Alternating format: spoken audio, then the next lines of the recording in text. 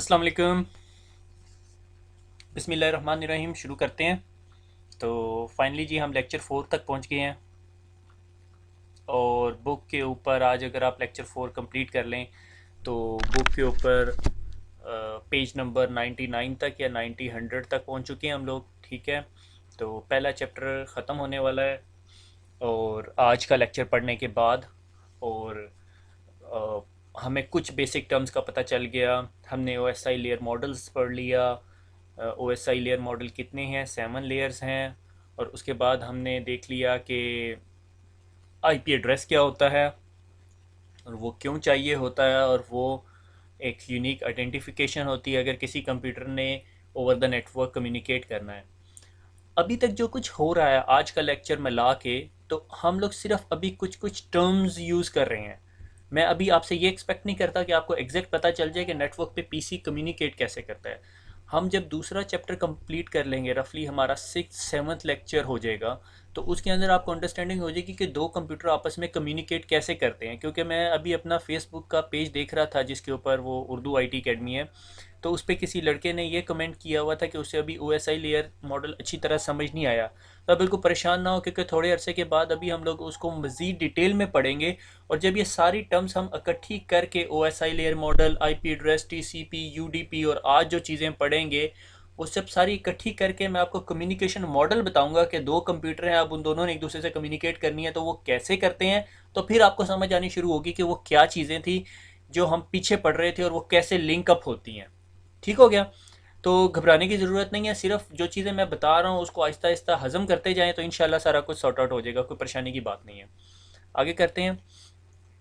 अच्छा, सर्वर और क्लाइंट आप दो टर्म्स पढ़ेंगे। सर्वर एक ऐसी मशीन होती है जो अपने पास से कुछ सर्विसेज आपको दे रही होती हैं, लाइक वेब सर्वर होता है, वो आपको वेब पेज दे रहा होता है। क्लाइंट एक ऐसी मशीन होती है जो रिक्वेस्ट कर रही होती है सर्विसेज, लाइक आप इंटरनेट पे बैठे हुए हैं और आप अपना हॉटमेल का अकाउंट या याहू का अकाउंट खोलते हैं, तो एक जो मशीन जिसके ऊपर आपके ईमेल एड्रेसेस पड़े हुए हैं, ईमेल्स पड़ी हुई हैं, वो सर्वर कहलाएगा और आपकी मशीन क्लाइंट के तौर पे काम कर रही होगी। ठीक हो गया। तो सर्वर्स के अंदर एक बहुत इंपॉर्टेंट सर्वर आता है, वो कहलाता है DHCP सर्वर। DHCP सर्वर का थोड़ा सा मैंने इंट्रोडक्शन दिया था, डायनेमिक होस्ट कॉन्फ़िगरेशन सर्वर, जो आपके नेटवर्क के अंदर आईपी एड्रेसेस दे रहा होता है। आईपी एड्रेसेस के अलावा वो बहुत सारी इंफॉर्मेशन देता है। लाइक मैंने आपको बताया था कि आईपी एड्रेस के बगैर एक कंप्यूटर नेटवर्क पे कम्युनिकेट नहीं कर सकता। आईपी एड्रेस क्या होता है, लाइक अगर मैंने यहाँ से एक लेटर अपने पास से किसी बंदे को पोस्ट करना है तो मुझे उस बंदे का एड्रेस पता होना चाहिए।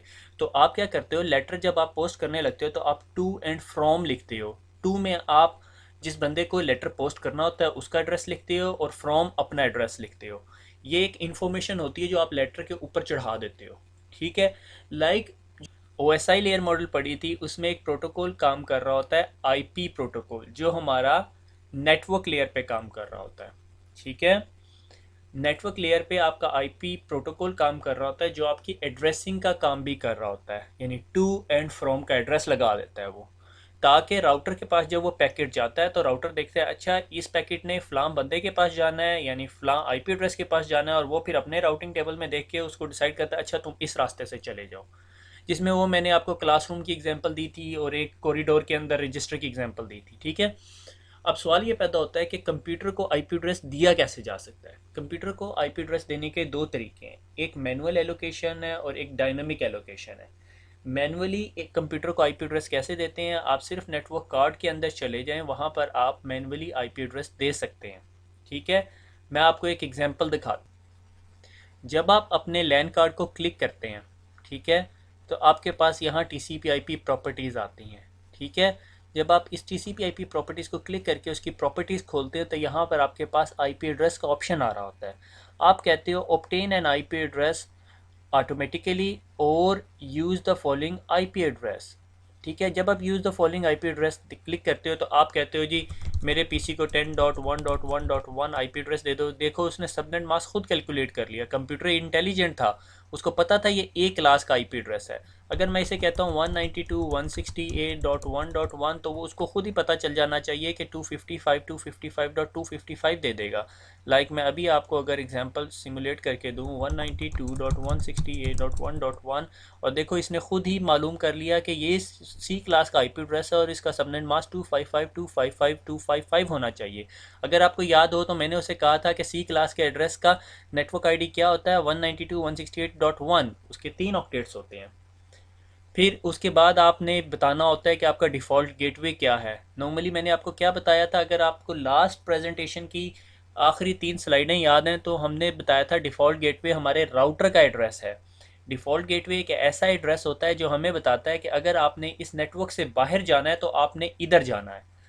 अगर हम एक क्लासरूम की एग्जांपल रहे हैं तो क्लासरूम से बाहर जाने का रास्ता कौन सा होता है? क्लासरूम का दरवाज़ा। क्लासरूम का दरवाज़ा आपका डिफ़ॉल्ट गेटवे है। ठीक हो गया। डीएनएस क्या है उसको भी हम थोड़ी देर में डिस्कस करते हैं।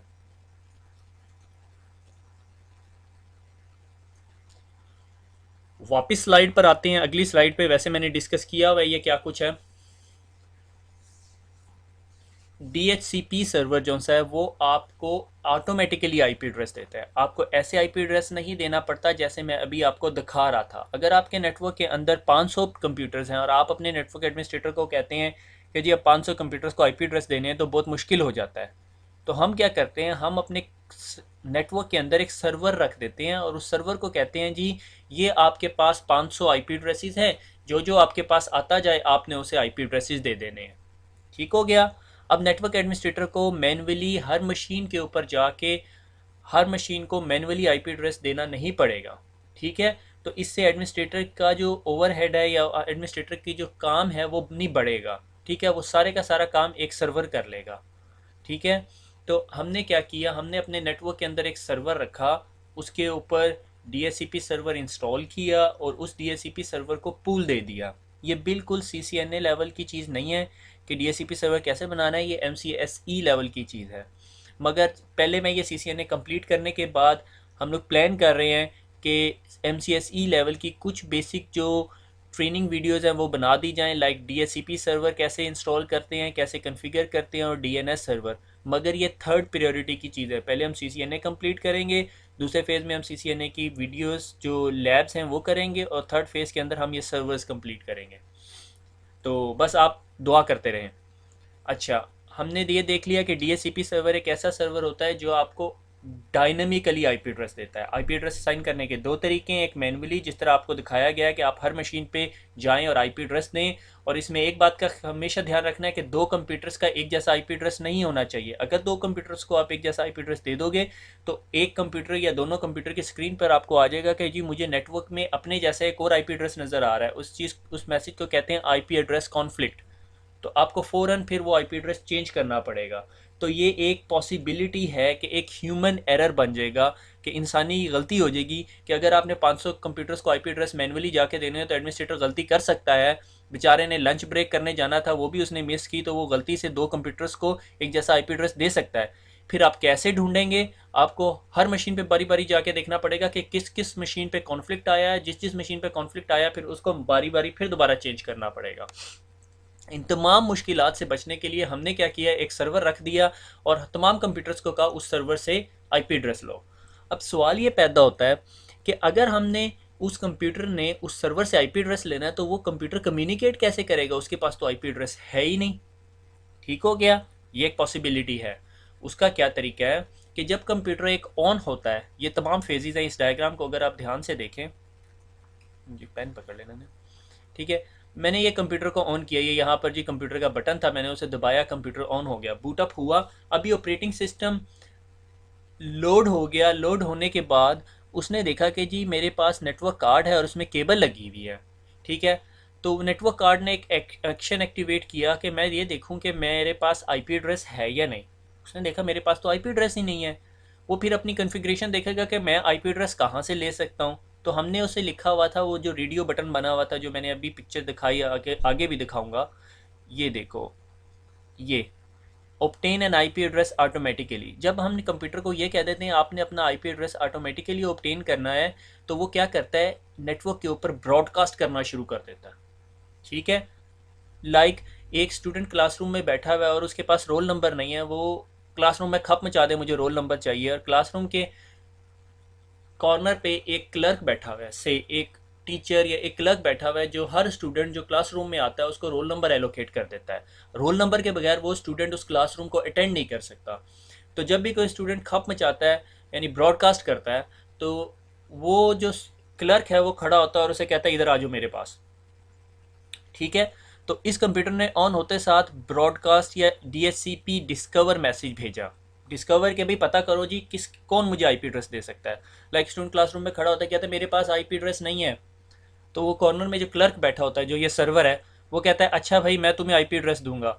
वो क्लाइंट को क्या करता है, वो क्लाइंट को कहता है कि ऑफर मैसेज, ये सारे मैसेजेस ब्रॉडकास्ट हो रहे हैं। ठीक है, सब सुन रहे हैं। ठीक है, क्लासरूम में वो भी क्लासरूम के एक कॉर्नर पे बैठा हुआ है, क्लर्क दूसरे कॉर्नर में। क्लासरूम में वो लड़का खड़ा होकर कहता है भाई मुझे कौन आईपी एड्रेस देगा। तो क्लासरूम में जितने स्टूडेंट हैं जिन सबके पास आईपी एड्रेस हैं वो सब सुन रहे हैं इस मैसेज को, मगर वो उसको तवज्जो नहीं देते क्योंकि उनमें से कोई क्लर्क नहीं है जो उसे आईपी एड्रेस दे। ठीक है, तो जो क्लर्क होगा सिर्फ वो ही आईपी एड्रेस देगा। ठीक है, तो एक पॉसिबिलिटी हो सकती है कि वो क्लर्क भी उसे जवाब ना दे। वो क्या कि वो क्लर्क बहुत बिजी है या उसे 500 रुपये चाहिए आईपी एड्रेस देने के लिए। तो दो ऑप्शंस हो सकते हैं। ठीक हो गया। तो बहरहाल, तो जिस तरह क्लाइंट ऑन होता है वो ब्रॉडकास्ट करता है कि मुझे आईपी एड्रेस चाहिए, और वो सर्वर जो सा है वो से कहता है भाई मैं तुम्हारा डीएचसीपी सर्वर हूँ और मैं तुम्हें आईपी एड्रेस दूंगा। ठीक हो गया। वो फिर उसे एक छोटी सी अर्जी लिख के भेजता है, कहता है ठीक है जी फिर मुझे दे दें, मेहरबानी करें। ठीक है, तो वो फिर जब सर्वर है वो जब उसकी रिक्वेस्ट देखता है जिसमें 100 रुपये का नोट भी होता है, तो वो उसकी रिक्वेस्ट अप्रूव कर देता है और उसे कहता है ठीक है जी ये तुम्हारा आईपी एड्रेस है, और वो उसके बाद उसे एक आईपी एड्रेस दे देता है। लाइक उसने कहा ठीक है भाई तुम्हारा आईपी एड्रेस है 10.1.1.10। ठीक है, और उस आईपी एड्रेस के साथ वो उसे बताता है कि अगर तुमने किसी 10 के अलावा किसी नेटवर्क से बात करनी है तो तुमने जी अपने डिफ़ॉल्ट गेटवे के पास जाना है, और उस डिफ़ॉल्ट गेटवे का एड्रेस है 10.1.1.1। ठीक हो गया।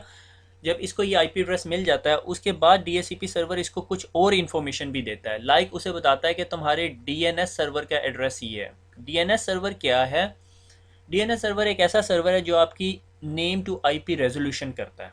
ठीक हो गया, वो उसका भी एड्रेस दे देता है। मसलन नेम टू आईपी रेजोल्यूशन क्या होती है, अब आप लोग यहाँ पे कंफ्यूज हो जाएंगे। ठीक है, नेम टू आईपी रेजोल्यूशन एक ऐसी रेजोल्यूशन होती है जो आपको किसी एक ऐसे सर्वर के पास लेके जाती है जिसका आपको आईपी एड्रेस नहीं पता होता मगर आपको नाम पता होता है। ठीक है, इसकी एग्जांपल देता हूँ। आप जाते हो, आप इंटरनेट एक्सप्लोरर पे वहाँ पे लिखते हो yahoo.com।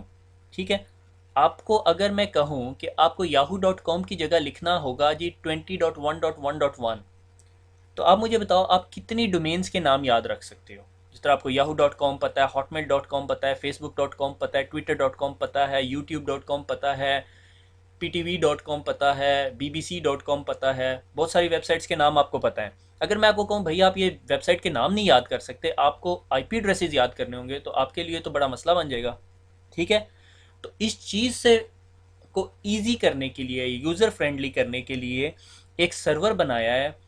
ठीक है, जो इंटरनेट पे पड़ा हुआ होता है, नॉर्मली आपके आईएसपी का सर्वर होता है या और फर्दर सर्वर्स होते हैं। अगर आप डीएनएस पढ़ेंगे ना एमसीएसई के अंदर, तो आपको इसके बारे में ज़्यादा इन्फॉर्मेशन मिलेगी। रूट सर्वर्स क्या होते हैं, डोमेन नेम सर्वर्स क्या होते हैं। ठीक है, तो आपका कंप्यूटर जो है ना, जब आप अपने कंप्यूटर पे yahoo.com खोलते हो तो आपका कंप्यूटर कहता है जी, रिक्वेस्ट भेजता है अपने डीएनएस सर्वर के पास, सीधी वो डीएनएस सर्वर के पास जाती है और उसको कहते हैं जी मुझे yahoo.com पे जाना है।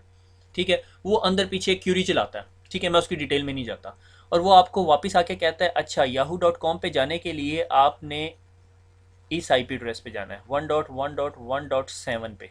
ठीक है, और आपका कंप्यूटर फिर एक पैकेट बनाता है और उस पैकेट में लिखता है जी मेरे पास से जा रहा है, आपका आईपी एड्रेस है जी 10.1.1.10 और मैंने जाना है, मेरा डेस्टिनेशन आईपी एड्रेस है 1.1.1.7 जो कि एक्चुअली याहू का है। और जब वो वहाँ जाता है तो याहू आपको अपना पैकेट भेजता है वापस, और जिसमें आपका एक्सप्लोरर आपके लिए वो याहू का पेज खोल देता है। ठीक हो गया, ये डीएनएस का एड्रेस है। अब सवाल ये पैदा होता है कि आपको कैसे पता चलेगा जी आपके डीएनएस सर्वर का एड्रेस कौन सा है। ठीक है, आप ब्रॉडकास्ट करके नहीं बताओगे। अगर कंप्यूटर यूं ही हर चीज़ को ढूंढने के लिए ब्रॉडकास्ट करने लग गया तो फिर नेटवर्क में हर वक्त ब्रॉडकास्ट होती रहेगी। एक चीज़ होती है जो कहलाती है डीएचसीपी ऑप्शंस।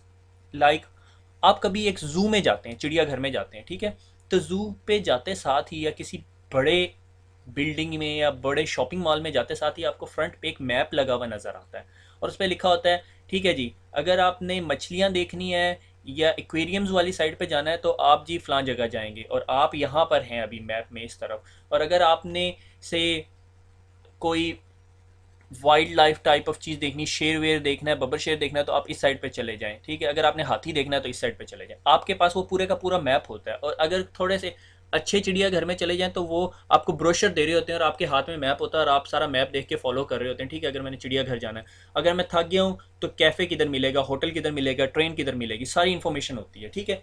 इस सिनेरियो को आप चाहे शॉपिंग मॉल में ले लें या कभी आप सिटी में चले जाएं या कभी आप बड़ी एग्जीबिशन में चले जाएं तो सारा कुछ होता है जी। आईटी की एग्जीबिशन यहाँ लग रही है, इलेक्ट्रॉनिक्स की एग्जीबिशन यहाँ लगी हुई है, इस चीज़ की एग्जीबिशन यहाँ लगी हुई है, कपड़ों की एग्जीबिशन यहाँ लगी हुई है, आपको सारी इन्फॉर्मेशन होती है, ठीक है। तो इसी तरह जब आप डीएससीपी सर्वर के पास जाते हैं, डीएससीपी सर्वर आपको आईपी एड्रेस देने के साथ साथ आपको बताता है डिफ़ॉल्ट गेटवे ये है, आपका डीएनएस एड्रेस ये है। तो जब आपने डीएनएस सर्वर से बात करनी होती है तो आपको डीएनएस के पता का पता होता है, आप खुद ही सीधे डीएनएस के पास जाते हो, आप हर दफ़ा ब्रॉडकास्ट नहीं करते। इसकी एग्जांपल यही, क्लासरूम में एक लड़का खड़ा हुआ, उसने ब्रॉडकास्ट की मुझे आईपी एड्रेस चाहिए, वो क्लर्क कहता है ठीक है मेरे पास है, वो उसको एक दरखास्त भेजता है, उसमें 100 रुपये का नोट भी डाल देता है ताकि जल्दी क्यूरी सॉल्व हो जाए ना। समझते हैं आप लोग सारे, ठीक है, करते भी होंगे सारे, ठीक है। और वो क्लर्क जो है उसको आईपी एड्रेस वापस दे देता है, ठीक है जी ये आपका आईपी एड्रेस है। साथ नीचे ना बता देता है जी अगर आपने क्लासरूम से बाहर जाना है तो ये दरवाज़ा है, अगर आपने टॉयलेट जाना है तो यहाँ जाना है, अगर आपने कैफ़े में जाना है तो यहाँ जाना है। अगर आप 500 रुपये और डाल दें तो शायद आपको अंदर की और स्टोरियाँ भी सुना दे, ठीक है। बहरहाल डीएनएस सर्वर, डीएससीपी सर्वर बड़ा ईमानदार होता है, वो सिर्फ सबको वही इन्फॉर्मेशन देता है जो वो एक बंदे को दे रहा होता है, ठीक है। तो इन शॉर्ट ये कि जी ये डीएससीपी सर्वर है जो आपको डायनेमिकली आईपी एड्रेसेस देता है। अब अगर आपके पास 500 कंप्यूटर्स हैं और 500 कंप्यूटर ब्रॉडकास्ट करते हैं तो डीएससीपी सर्वर उन सबको आईपी एड्रेसेस दे देगा, उन सबको आईपी एड्रेसेस भी मिल जाएंगे, उनको डिफ़ॉल्ट गेटवेज भी पता चल जाएंगे, उनको डीएनएस सर्वर के एड्रेसेस भी पता चल जाएंगे। और फिर अगर किसी ने yahoo.com खोलना होगा तो कंप्यूटर आपका दोबारा डीएससीपी सर्वर के पास नहीं जाएगा, डीएनएस सर्वर के पास जाएगा। डीएनएस सर्वर को कहेगा मुझे याहू का आईपी एड्रेस दो, डीएनएस सर्वर उसको याहू का आईपी एड्रेस देगा और वो सीधा आईपी एड्रेस के पास जाएगा, ठीक है। डीएससीपी सर्वर आपको आईपी एड्रेस पक्का पक्का नहीं देता होता, ठीक है। वो आपके एडमिनिस्ट्रेटर पे डिपेंड करता है, वो कहता है ठीक है जी इस बंदे को आईपी एड्रेस दे दो 1 घंटे के लिए।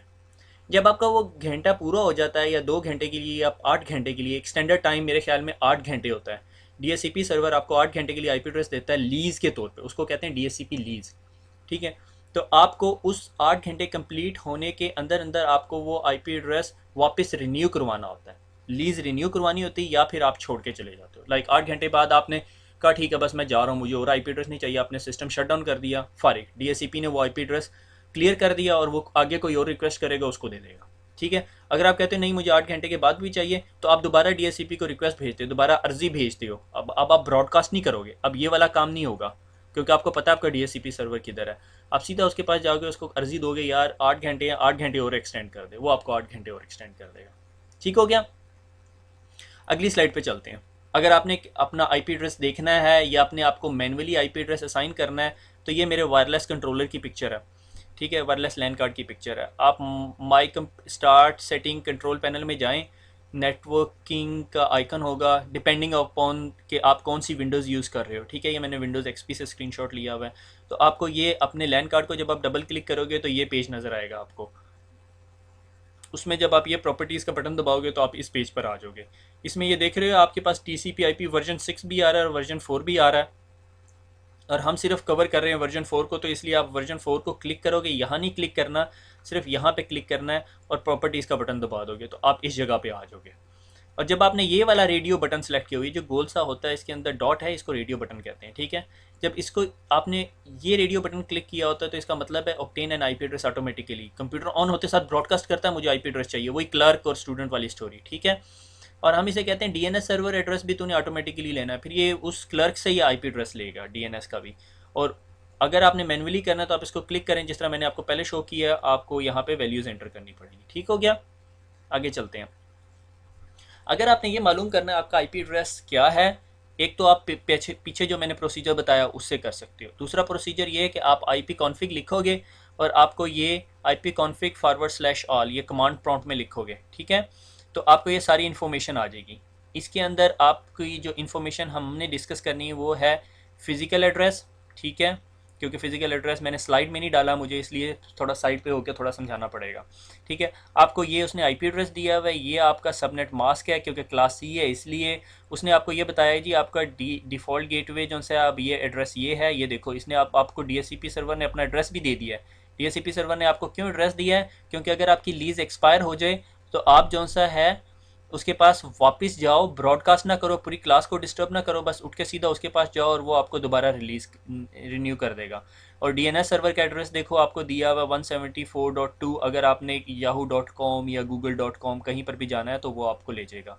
और ये देखो लीज ऑब्टेन और लीज एक्सपायर, कि किस टाइम उसने आपको लीज दी है और लीज कब एक्सपायर हो रही है। 12 बज के 1 मिनट से पहले पहले आपने लीज दोबारा रिन्यू करनी है। अगर आपने नहीं की तो आपको जो सा है आईपी एड्रेस ये छोड़ना पड़ेगा और आप नेटवर्क पे कम्युनिकेट नहीं कर सकोगे। अगर आपका एक ऐसा डीएचसीपी सर्वर है जो बहुत सारे लोगों की रिक्वेस्ट फुलफिल कर रहा है, लाइक आपकी क्लासरूम बहुत बड़ी होगी है, तो आपको 2 डीएचसीपी सर्वर क्लासरूम में बिठाने पड़ेंगे। ठीक है, ताकि ये ना हो कि सब उस बंदे की लीज एक्सपायर होने लगे और वो उसे रिन्यू ना करवा सके क्योंकि उसके पास रश लग गया उस क्लर्क के पास, और वो डिस्कनेक्ट हो जाए, वो क्लास से टर्मिनेट हो जाए या कुछ ऐसा चक्कर हो जाए। ठीक है, ट्रांसपोर्ट लेयर, अगर आप अपनी 7 लेयर ओएसआई लेयर मॉडल याद करें तो उसमें ट्रांसपोर्ट लेयर एक लेयर का जिक्र किया था मैंने, जो लेयर 4 थी, application presentation session transport. Transport layer session layer के बाद आती है।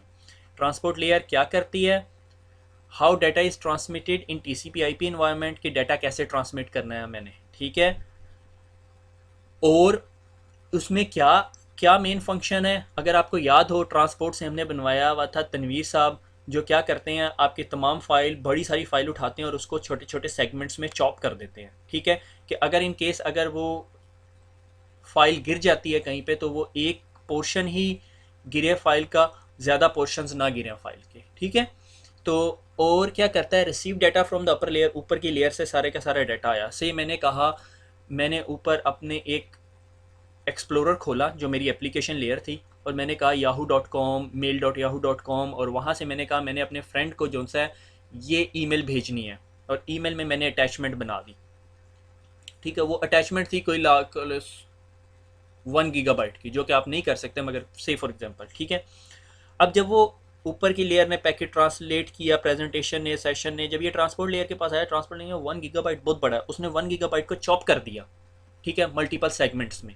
ठीक है, सेगमेंटेशन होगी यहाँ पे, ये याद रखना है अपने टर्म, सेगमेंटेशन। ट्रांसपोर्ट लेयर पे आपका क्या बन जाते हैं, सेगमेंट्स बन जाते हैं छोटे छोटे छोटे। ठीक है, अब वो कहता है इन सेगमेंट्स को मैंने कैसे भेजना है, टीसीपी के जरिए या यूडीपी के जरिए। अगर आपको याद है तो मैंने टीसीपी यूडीपी में डिफरेंस बताया था, कनेक्शन ओरिएंटेड प्रोटोकॉल और कनेक्शन लेस। कनेक्शन ओरिएंटेड में मैंने एग्जांपल दी थी, मेरे दोस्त ने लाहौर जाना है, मैंने उसे कहा तू ऐसे ऐसे करके अपने कज़न को कहा कि भाई तू इसे मोटरसाइकिल में बिठा के ले जा, कनेक्शन ओरिएंटेड कम्युनिकेशन। ठीक है, और आके मुझे बताना कि वो मेरे दोस्त को तुम डेवो टर्मिनल छोड़ आए हो या नहीं। और दूसरे दोस्त को मैंने, दूसरा जो दोस्त था वो मेरा करीबी नहीं था, मैंने उसे कहा यार यहीं से चिंची पकड़ और चला जा। ठीक है, वो कनेक्शन लेस कम्युनिकेशन थी। ठीक है, तो टीसीपी लेयर के ऊपर, ट्रांसपोर्ट लेयर के ऊपर जो हमारा टीसीपी और यूडीपी प्रोटोकॉल काम कर रहा होता है, वो देखता है अच्छा 1 गीगाबाइट का डाटा आ गया, मैंने इसे कैसे भेजना है, टीसीपी से भेजना है या यूडीपी से भेजना है, वो उस चीज़ को डिसाइड करके आगे भेज देता है। उसके अलावा वो 2-3 छोटे छोटे और काम कर रहा होता है, मसलन फ्लो कंट्रोल कर रहा होता है। से अगर 2 कंप्यूटर्स हैं और 2 कंप्यूटर आपस में डाटा ट्रांसफ़र कर रहे हैं, ठीक है, यानी एक कंप्यूटर के पास फिल्म पड़ी है और उसने कहा चलो यार मैं आपको फिल्म ट्रांसफ़र करता हूँ, या कोई बड़ी फाइल है या प्रेजेंटेशन है, ठीक है, वो उसको ट्रांसफ़र कर रहा है। तो क्या होता है कि ट्रांसपोर्ट लेयर ना आपका डाटा उठाती है और दूसरी मशीन की तरफ फेंक देती है। दूसरी मशीन कहती है जी आपने मुझे 10 पैकेट फेंके थे और आपने कहा पैकेट 1, पैकेट 2, पैकेट 3, 4, 5, 6, 7, 8, 9, 10, और वो आपको जवाब देता है, टीसीपी प्रोटोकॉल आप यूज़ कर रहे हो, कहता है मुझे मिल गया 1, 5, 7, 8। वो कहता है मैंने 10 फेंके थे, इसने 4 की एक्नॉलेजमेंट दी है। तो वो क्या करता है, वो कहता है अगली दफ़ा ना मैं इसे 4 पैकेट फेंकूंगा। तो वो अगली दफ़ा उसे क्या करता है कि 11, 12, 13, 14 भेज देता है। ठीक है, वो उसे एक्नॉलेजमेंट भेजता है 11, 12, 13, 14 रिसीव्ड।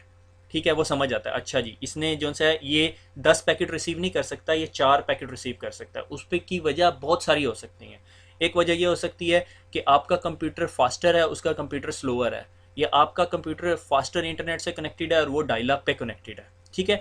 तो ये फ्लो कंट्रोल कहलाता है, ये कि वो समझ लेता है ठीक है यार ये इतनी चीज़ें समझा सकता है। लाइक अगर मुझे थोड़े अरसे बाद मैं आपको एक एक घंटे का लेक्चर देने लग जाऊँ और थोड़े अरसे बाद मुझे जी फीडबैक मिले जी हमें समझ नहीं आ रही, तो मैं अपने लेक्चर का साइज़ छोटा कर दूंगा, डाटा उसमें छोटा कर दूंगा, मुझे समझ आ जाएगी जी बच्चे जो से हैं वो समझ नहीं सकते इतना, तो मैं प्रेजेंटेशन का साइज़ कम कर दूंगा, जो कि मैं नहीं करूँगा। ठीक है, तो मुझे फीडबैक भेजने की ज़रूरत नहीं है। मजाक कर रहा हूँ। अगर कोई भी मसला है you can come back to me any time. अब फेसबुक पे भी पेज है, ब्लॉग पे भी पेज है, you just come back to me any time, no problem at all. मैं अपना पर्सनल ईमेल एड्रेस देना नहीं चाहता, तो मैं कोशिश करूँगा। हम लोग अभी एक डोमेन हमने बाय की है, तो हमारे प्राइमर पे डिपेंड करता है कि कितनी जल्दी वो पेज हमें बना के दे दे, ताकि हम उसके ऊपर एक सॉर्ट ऑफ छोटा सा फॉर्म चला लें। ठीक है, तो अच्छा, अगली जो काम फ्लो कंट्रोल के बाद वो करता है, रिलायबिलिटी करता है। Provide the sequence number and acknowledgement. यही सीक्वेंस नंबर जो मैंने कहा था कि उसने कहा कि 1 2 3 4 रिसीव्ड और उससे एक्नॉलेजमेंट मिल गई। ठीक है, सीक्वेंसिंग कर रहा है। लाइक अगर मेरे पास एक 100 पेजेस की फाइल है, मगर मैं 100 पेजेस इकट्ठे नहीं भेजना चाहता, मैं हर पेज के ऊपर नंबर लगा देता हूँ 1 2 3 4 5 6 7 टिल 100, और 100 बंदों को कहता हूँ ये पैकेट ये पेजेस ले जाके फ़लाँ बंदे तक पहुँचा दो। ये सारे 100 के 100 पेजेस दूसरे बंदे के पास पहुँचेंगे, मगर डिफरेंट बंदे लेके जाएंगे और डिफरेंट रास्तों से लेके जाएंगे। अब रास्ते में उस बंदे के पास पहुंच गए 1 से लेके 100 तक, बस उसमें से उसने एक्नॉलेजमेंट, हर लेटर जो उसके पास पहुंच रहा है, हर पेज जो पहुंच रहा है, हर पेज के साथ वो मुझे डाकिए के हाथ साइन करवा के वापस एक रसीद भिजवाता है। तो मैं देखता हूँ मुझे पेज नंबर 1 की भी रसीद आ गई, 2 की भी, 3 की भी, 4 की भी, 5 की भी। अगर पाकिस्तान में आपने देखा हो, वो एक रिटर्न टिकट का कॉन्सेप्ट होता है कि अगर आपने डाकिए के हाथ या पोस्ट ऑफिस से कोई चीज़ भिजवाई है किसी दूसरी जगह, तो आप एक एक्नॉलेजमेंट या रसीद का तरीका होता है, तो जिस तरह ही वो बंदे को डॉक्यूमेंट मिलता है वो रसीद साइन कर देता है और आपको वो रसीद वापस आती है। तो this is known as acknowledgement. मैंने 100 पेजेस भिजवाए 100 डाकियों से, और हर पेज के साथ मैंने एक सर्टिफिकेट लगा दिया। ठीक है, गो कि मुझे उसकी कॉस्ट पड़ रही। यही तो कॉन्सेप्ट मैं आपको समझाना चाहता हूँ कि टीसीपी का ओवरहेड ज़्यादा होता है, कॉस्ट ज़्यादा होती है टीसीपी की कम्युनिकेशन की। तो जिस तरह ही उन बंदों को वो मिल जाती है, वो सर्टिफिकेट आपको वापस भेजते हैं, तो मैं देखता हूँ मुझे जी 1 से लेके 100 पेजेस की एक्नॉलेजमेंट आ गई है, जिसमें से 50 51 और 53 पेज की नहीं आई। तो मैं 50 51 और 53 पेज दोबारा भेजूंगा। This concept is known as retransmission. और रीट्रांसमिशन अगर मैं सारे भेजूंगा तो 3 पेजेस दोबारा भेजूंगा, तो इसका मतलब है मुझे कंफर्म हो गया कि उसके पास 100 पेजेस की बुक कंप्लीट हो गई है। तो मेरे पास इससे नेटवर्क में रिलायबिलिटी आ जाती है। मगर हर कम्युनिकेशन में आप रिलायबिलिटी नहीं चाहते। लाइक आप अगर आप वॉइस की ट्रैफिक ट्रांसफ़र कर रहे हो, मैं एक बंदे से दूसरे बंदे से बात कर रहा हूँ और मैंने जो जुमले के शुरू में 4 अल्फाज कहे थे वो उस तक नहीं पहुँचे, तो मुझे वो दोबारा पहुँचाने की ज़रूरत नहीं है। अगर वो दोबारा पहुँचाऊँगा तो वो जुमला पूरा सुन चुका होगा, उसको आखिर में जुमले के शुरू के अल्फाज पहुंच रहे होंगे। जब वो सुनेगा तो वो जुमले का मकसद कुछ और हो जाएगा, और मेरे ख्याल में मोबाइल पे आगे ही हम इतना ज़्यादा लड़ते हैं तो और ज़्यादा लड़ाइयाँ शुरू हो जाएंगी। ठीक है, तो हर कम्युनिकेशन के अंदर आपको टीसीपी बेस्ड कम्युनिकेशन और एक्नॉलेजमेंट की ज़रूरत नहीं होती। नंबर एक एडवांटेज ये कि रिलायबिलिटी है। दूसरा डिसएडवांटेज ये है, पहले एडवांटेज बताया मैंने आपको। डिसएडवांटेज ये है कि आपके रिसोर्सेज ज़्यादा कंज्यूम होते हैं, आपको दोबारा रीसेंड करना पड़ता है, आपको वो सर्टिफिकेट्स देखने पड़ते हैं, सीक्वेंस नंबर देखना पड़ता है, सारा कुछ। ट्रांसपोर्ट लेयर पे 2 मेन प्रोटोकॉल्स काम कर रहे होते हैं। ठीक है, टीसीपी यूडीपी हम खुद डिस्कस कर चुके हैं। टीसीपी कनेक्शन ओरिएंटेड होता है, आपको पता चल गया। Responsible of breaking messages into segments में डिवाइड कर देता है। Reassembling them at the destination, जब डेस्टिनेशन पे पहुंचता है तो वो जिस तरह मैंने आपको बताया कि पेज नंबर लगे होते हैं, तो वो पेज नंबर लगा के जोड़ लेता है, क्योंकि अगर पेज नंबर नहीं लगे होंगे तो उसे कैसे पता चलेगा कि कौन सा पेज अभी लगेगा, कौन सा पेज इसके आगे लगेगा, कौन सा पेज उससे आगे लगेगा। तो पेजिंग नंबरिंग लगी होती है। मैं ये सारी चीज़ें आपको दिखाऊंगा, अभी आप एज्यूम कर लें, मैं दिखाऊंगा आपको। Resend anything that is not received, कि टीसीपी क्या करता है, अगर उसे एक्नॉलेजमेंट नहीं आई, यानी उसने खत भिजवाया और उसकी रसीद नहीं आई, तो वो उसको दोबारा भिजवाएगा। ठीक है, जबकि यूडीपी क्या करता है, यूडीपी इतनी टेंशन नहीं लेता। ठीक है, वो देसी स्टाइल मलंगा आदमी है। ठीक है, उसने कहा जी पहुंच गया, नहीं पहुंचा ना पहुंचा। Connectionless and unacknowledgement and acknowledge protocol, वो बस डाटा भेज देता है। No checking for segment delivery, कि वो ये कंफर्म ही नहीं करता कि पहुंचा या नहीं पहुंचा, उसने कहा मैंने भेज दिया बस ठीक है। वो बादशाह क्लर्क बादशाह वाला आदमी है। ठीक है, तो आगे चलते हैं। टीसीपी जो है, याद रखें लेयर 4 में टीसीपी, हम उस प्रोटोकॉल की बात कर रहे हैं जो ट्रांसमिशन कंट्रोल प्रोटोकॉल है, कनेक्शन ओरिएंटेड कम्युनिकेशन करता है। कनेक्शन ओरिएंटेड कम्युनिकेशन करता है, फुल डुप्लेक्स ऑपरेशन परफॉर्म करता है। फुल डुप्लेक्स क्या होता है? ठीक है, ये मेरे ख्याल में सीसीएन ने आगे डिस्कस करेगा आप लोगों से। ए ने बी के साथ कम्युनिकेशन करनी है, ठीक है। एक कम्युनिकेशन होती है फुल डुप्लेक्स कि आप बोल रहे हो, ठीक है, और उसके बीच में वो भी बोल रहा है, ठीक है, यानी सेंड भी कर रहे हो रिसीव भी कर रहे हो। लाइक आप मोबाइल पर हो, आप अपने दोस्त के साथ लड़ रहे होते हो, आपकी आवाज़ भी जा रही होती है, उसकी आवाज़ भी जा रही होती है। हाफ डुप्लेक्स क्या होती है कि एट ए टाइम एक ही बंदा बोल सकता है। अगर आपने वो आर्मी की कोई वो वॉकी टॉकी वाला सिस्टम देखा हो तो उसमें क्या होता है, वो बात करता है और उसके बाद ओवर बोलता है, फिर दूसरा बंदा बात करता है, वो हाफ डुप्लेक्स कम्युनिकेशन होती है, ठीक है, कि एक बंदा एट अ टाइम बोलेगा, दूसरा बंदा नहीं बोल रहा होगा, ठीक है। और एक और कम्युनिकेशन होती है जो सिंप्लेक्स होती है, लाइक एक साइड से ही बंदा बोल रहा होता है, दूसरे साइड से बंदे को सुनाई नहीं दे रही होती, लाइक रेडियो ट्रांसमिशन, ठीक है। अच्छा, टीसीपी आईपी जो है ना, उसकी कम्युनिकेशन फुल डुप्लेक्स ऑपरेशन होता है, ठीक है। उसने डाटा भेजा, उसको एक्नॉलेजमेंट आ रही, डाटा भेज रहा है, एक्नॉलेजमेंट आ रही, डाटा भेज रहा है, एक्नॉलेजमेंट, अगर जिसकी एक्नॉलेजमेंट नहीं आई वो पैकेट दोबारा भेजेगा। एरर चेकिंग भी कर रहा होता है।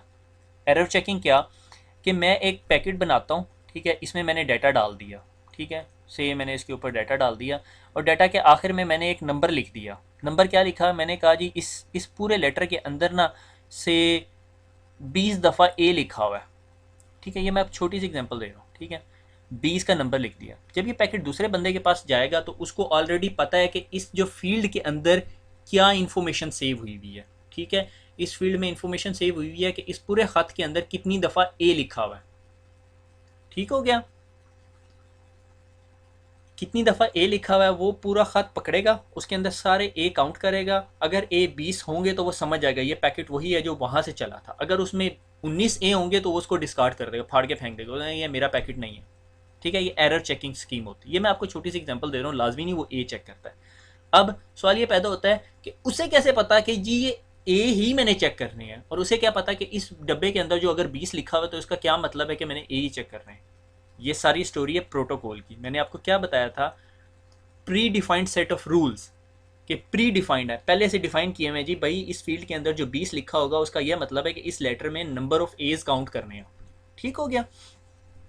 सीक्वेंसिंग, कि जो डाटा है टीसीपी ने क्या किया, एक बहुत बड़ा डाटा पैकेट था उसको छोटे छोटे पैकेट्स में चॉप कर दिया, ठीक है, और उन सब पैकेट्स के ऊपर नंबर लगा दिए, एक को 1 कर दिया, एक को 2 कर दिया, एक को 3। लाजमी नहीं है कि आपने 1 2 3 4 5 टू 10 भेजे हैं और उसको 1 2 3 4 5 टू 10 एक सीक्वेंस में ही मिल रहे हैं। उसको पहले 3 मिल रहा होगा, 2 मिल रहा होगा, 1 मिल रहा होगा, 7 8 9 और 10। फिर वो उन सारों को अपने बफर में रख के सारों को जोड़ेगा, सीक्वेंस नंबर उसमें से उतारेगा, सारे का फिर बड़ा पैकेट बनाएगा और फिर आपको दिखाएगा, ठीक है ना। कभी आप बड़ी तस्वीर पिक्चर खोल रहे होते थे, जब डायल अप का ज़माना था, तो आपको वो पिक्चर थोड़े थोड़े पोर्शंस में कट कट के फिर बनती थी पूरी picture.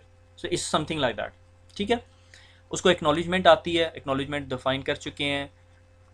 Flow control field X alerts the sender to slow down और स्टॉप सेंडिंग।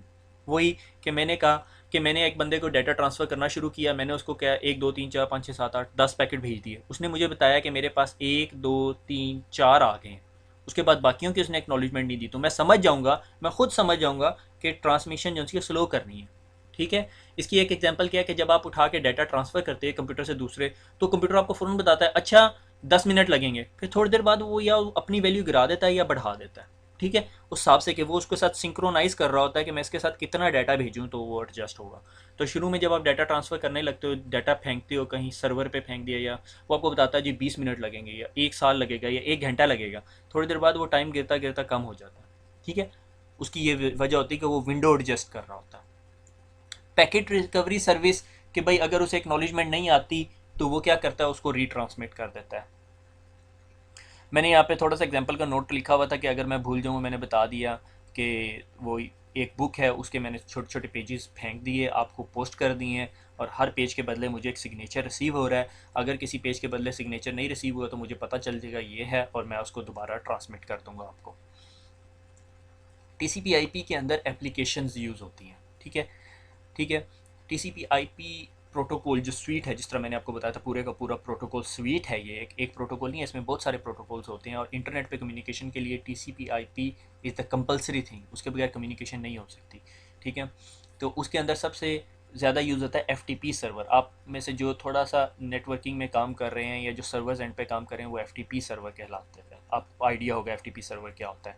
FTP सर्वर एक ऐसा सर्वर होता है जिस पे फाइलें पड़ी हुई होती हैं, फाइल ट्रांसफ़र प्रोटोकॉल, और आपने अगर कहीं भी फाइल फेंक अपलोड करनी है तो आप जस्ट उठाते हो और उसको अपलोड करना शुरू कर देते हो सर्वर के ऊपर, ठीक है। तो ये एक सॉर्ट ऑफ एप्लीकेशन है, ठीक है। TFTP, trivial file transfer protocol, जब आपने राउटर की कॉन्फ़िगरेशन एक सर्वर पे रखनी होती है तो आप राउटर को कहते हैं भाई इस सर्वर के ऊपर कॉन्फ़िगरेशन रख दो, तो वो एक जो सर्वर जो वो कॉन्फ़िगरेशन होल्ड कर रहा होता है वो TFTP सर्वर होता है, ठीक है। तो अगर ये समझ नहीं आ रही तो इतनी परेशान होने की ज़रूरत नहीं, क्योंकि इसके साथ तो आपका बड़ा वास्ता पड़ना है, अभी थोड़े अरसे में सब्र करें, टेंशन ना लें। टर्मिनल एमुलेशन, टेलनेट, ठीक है। ये भी एक प्रोटोकॉल सॉर्ट ऑफ चीज़ होती है, एप्लीकेशन आप कह लो, कि जब आपने राउटर से कनेक्ट होना होता है, किसी स्विच से कनेक्ट होना होता है, आप टेलनेट और आगे IP एड्रेस लिखते हो, आप कनेक्ट हो जाते हो। SMTP ईमेल का आपको सबको पता है, ईमेल के को चलाने के लिए जो एप्लीकेशन या प्रोटोकॉल यूज़ हो रहा होता है वो SMTP प्रोटोकॉल होता है। जस्ट अ क्विक व्यू के ये तमाम चीज़ें क्या हैं, क्योंकि शायद मैं आगे प्रेजेंटेशन में इनका नाम ले रहा हूँ तो आपको पता चल जाएगी क्या चीज़ें। एनकैप्सुलेटिंग डेटा बाय लेयर्स, ठीक है, ये एप्लीकेशन लेयर है, ठीक है। आप कहोगे यार ये OSI लेयर मॉडल लग रहा है, मगर इसकी बाकी लेयर्स जो से हैं वो कैसा पता नहीं कहाँ खा गए हैं, ठीक है। ये लेयर वन है, ये लेयर टू है, ये लेयर थ्री, ये लेयर फोर, और 5 6 7, ये सारी की सारी 5 6 7 लेयर्स हैं, ठीक है। ठीक है, 7 6 और 5, ठीक है। एप्लीकेशन, प्रेजेंटेशन और सेशन लेयर यहाँ आ गई, ठीक है। उसमें क्या हुआ कि वो जो आपने एप्लीकेशन से डाटा उठाया, लाइक आपने कहा जी मैंने याहू से किसी बंदे को ईमेल भेजनी है, ठीक है, 1 GB की ईमेल भेज दी आपने, ठीक है। वो सारे का सारा मैसेज था। जब वो मैसेज आपकी अभी केबल पे नहीं गया, केबल ये आपकी फिजिकल लेयर पे, ये आपकी केबल है, ठीक है, जो इंटरनेट की केबल है या DSL की केबल है, ठीक है, उस पर नहीं गया। उस पर जाने से पहले उसके साथ बड़ा कुछ होना है, उसके साथ बड़े कारनामे होने हैं उस बेचारे मैसेज के साथ ना। तो आपका वो सारे का सारा मैसेज जो है ना नीचे ट्रांसपोर्ट लेयर पर आया। ट्रांसपोर्ट लेयर पे अगर आप अभी पीछे अभी इतनी देर तक हम क्या पढ़ रहे हैं, ट्रांसपोर्ट लेयर पढ़ रहे थे, तो वहाँ पे TCP या UDP प्रोटोकॉल था। TCP ने क्या किया, अगर उसने TCP यूज़ करना है तो उसने उठाया, उसको चॉप कर दिया, उसको क्या कर दिया, चॉप्स, उस बड़े पैकेट के छोटे छोटे 2 10 12 पैकेट बना दिए, तो वो कहलाते हैं सेगमेंटेशन, सेगमेंट्स बन गए। मैसेज था या डाटा था ऊपर, और उसके क्या बन गए अब, सेगमेंट्स, क्योंकि वो डाटा चॉप हो गया, ठीक है।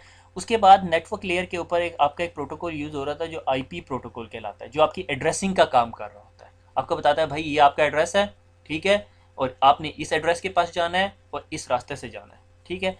तो जब आपके उस पैकेट के ऊपर एड्रेस लग जाता है, यानी एक और बंदे नेट ट्रांसपोर्ट लेयर ने उसके चॉपिंग कर दी, चॉपिंग करने के बाद उसके ऊपर से नंबरिंग शंबरिंग सारा कुछ कर दी, फिर उसके बाद उसने उस लिफाफे को सील कर दिया, नेटवर्क लेयर वाले के पास आया, नेटवर्क वाले ने अपना एक और लिफाफा चढ़ाया और उसके ऊपर टू एंड फ्रॉम का एड्रेस लिख दिया।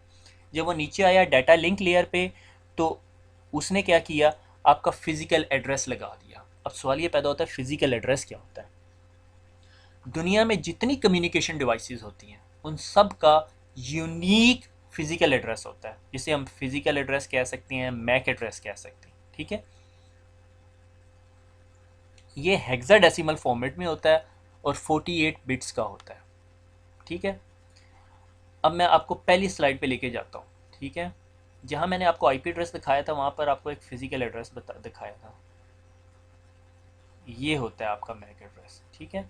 इस मैक एड्रेस के जो पहले 6 डिजिट्स होते हैं ना, ये आपकी वेंडर ID होती है, ठीक है।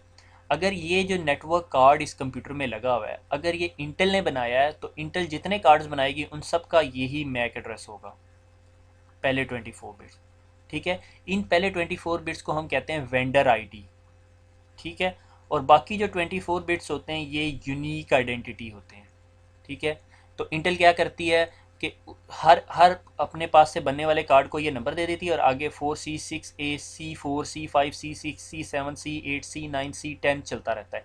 इसकी वजह से दुनिया में जितने नेटवर्क कंपोनेंट्स बनते हैं जिन्होंने नेटवर्क पे कम्युनिकेट करना, हर कंपोनेंट का मैक एड्रेस डिफरेंट होता है।